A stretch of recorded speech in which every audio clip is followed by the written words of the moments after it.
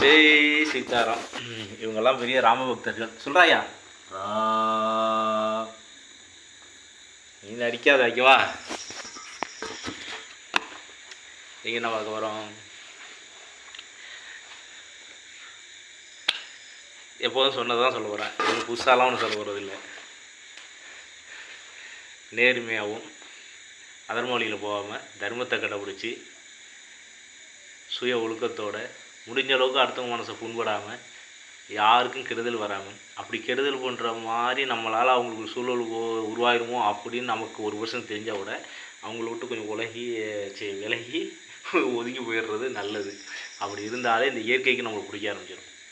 நம்மளால் ஒருத்தவங்க பாதிக்கப்பட போகிறாங்க, இதில் சரிப்பட்டு வராது அப்படின்னு நமக்கு மனசு சொல்லும், இறை ஆற்றல் வந்து சொல்லும். அப்படி திரும்பும் போது நம்ம என்ன புரிஞ்சுக்கிட்டு கொஞ்சம் உஷாராகி அவங்கள விட்டு கொஞ்சம் விலகி நம்ம பாட்டுக்கு நம்ம பையனை அடுத்து பார்க்க. நமக்கு தான் கடவுள் நிறைய வேலை கொடுத்துருக்காரு, நிறைய நல்ல விஷயங்கள் செய்கிறதுக்கு. அதில் நம்மளுடைய கான்செப்ட் பூரா அதில் செலுத்த ஆரம்பிச்சிட்டோம்னா அவங்க ஃபோக்கஸ்லேருந்து விளையிடலாம். இந்த இயற்கையை கொண்டுட்டு போய் நம்ம செய்த பாவத்துக்கு அங்கங்கே கொண்டுட்டு போய் மாட்டி தான் விடும். அதில் அது கடமை செய்யும். அதுவே அது கடமை ஒழுங்காக செய்யும்போது நம்ம நல்ல விஷயங்களை நோக்கி நம்மளோட பயணத்தை திசை திருப்பிட்டோம்னா அந்த பள்ளத்தில் போய் விழுந்து நம்ம அடிபட தேவையில்லை. அந்த மாதிரி அப்படி ஏதாச்சும் ஒரு சூழல் ஏதாச்சும் நமக்கு பிரச்சனை வர்ற மாதிரி இருந்தால் நம்ம தர்மத்தோடு நடக்கிறோம்னு அந்த எண்ணம் வந்துட்டுல நமக்கு, அப்போ அந்த பிரபஞ்சம் என்ன பண்ணணும் நம்ம காட்டி கொடுத்துரும். பெருமாள் பக்தராக இருந்தால் கருடாழ்வார் வருவார், வந்து முத நாளே காட்சி கொடுத்துருவார். இல்லை அன்றைக்கி கிளம்பி போகும்போதே பார்த்தீங்கன்னா எதிர்த்தாப்புல வந்து வருவார், கருட பகவான் வருவார். கருடனை பார்த்துட்டிங்கன்னா அன்றைக்கி தோஷ நிவர்த்தி. நீங்கள் போகிற காரியத்தில் எந்த பிரச்சனையும் இல்லாமல் உங்களை ஷேஃபாக ஆகிட்டேன், அவங்க எல்லாம் கிளியர் பண்ணிட்டேன் அப்படின்னு தைரியமாக போகலாம். அதேமாரி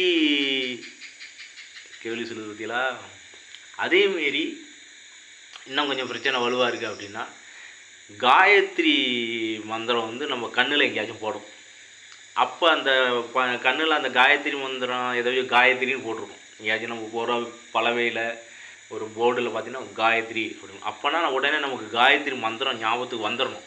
வந்துட்டு உடனே இப்போ வாகனத்தில் போயிட்டுருக்கோம், ஒரு இதில் போயிட்டுருக்கோம் அப்படின்னு காயத்ரி அப்படின்னு ஒரு பேர் விட்டோம். ஆகா இப்போ நம்ம ஷேஃபாக போகிறதுக்கு இந்த காயத்ரி மந்திரம் சொல்லுது இந்த இயற்கை அப்படின்னு சொல்லிட்டு நம்ம காயத்ரி மந்திரம் சொல்லலாம். ஓம் பூர் புவஸ்வஹ தஸ்வவிதுர்வரேண்யம் பர்கோதேசி தீமகி தியோயோன பிரசோதயா. அவ்வளோதான், உங்களுக்கு எந்த பிரச்சனையுமே உங்கள்கிட்ட நெருங்காது.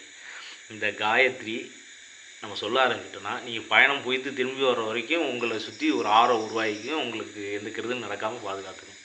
இதுதான் இந்த இயற்கை எனக்கு சொல்லி கொடுத்தது. இது யாருமே எனக்கு சொல்லிக் கொடுக்கலை. இப்போ இந்த ஒரு விஷயம் சொல்கிறேன்ல, இது யாருமே எனக்கு சொல்லிக் கொடுக்கலை. இந்த இயற்கையே வந்து எனக்கு சொல்லி கொடுத்துச்சு. உனக்கு பயணத்தில் போகும்போது உனக்கு சிறு இடைஞ்சல் கூட வராமல் இருக்கிறது இந்த காயத்ரி சொல்லிக்கிட்டே போ அப்படின்னு. அதேமாதிரி கருட பெருமான் அவரே ஒரு இடத்துல துளசி விற்க போகிறேன், அதுக்கு அந்தாண்ட சுடுகாடு இருக்குது, நான் தெரியாமல் போயிட்டுருக்கேன். உடனே கருடாழ்வார் வந்து எதிர்த்தாப்புல உட்காந்துட்டு வலி மறிக்குது. ஒரு கருடம் வந்து நான் போகிற பாதையில் வந்து நின்று என்னை மறிக்குது. என்னடா கருட பகவான் வந்து மறைக்கிறாரே அப்படின்ட்டு அப்புறம் அந்தாண்ட எட்டி பார்க்கணும், சுடுகாடு இருக்குது, அங்கெல்லாம் போய் பிரிக்க வேண்டாம்டா, நீ திரும்பி போ. அந்த மாதிரி சில இதெல்லாம் வந்து சில இயற்கையாக நம்ம உண்மையாக நேசிக்க ஆரம்பிச்சோம்னா எல்லாம் வந்து நமக்கு வர்ற ஆபத்தை அப்படியே காப்பாற்றி நம்மளை அப்படியே பூ மாதிரி கொண்டுட்டு போயிடுவாங்க. அதுக்கு நம்மளும் கொஞ்சம் நேர்மையாக நடக்கணும், தர்மத்தோடு நடக்கணும். எப்போ இயற்கையை நேசிக்க ஆரம்பிக்கிறோமோ அப்போ இயற்கை நம்மளுக்கு உதவி பண்ண ஆரம்பிச்சிடும். ஜெய் சீதாராம்.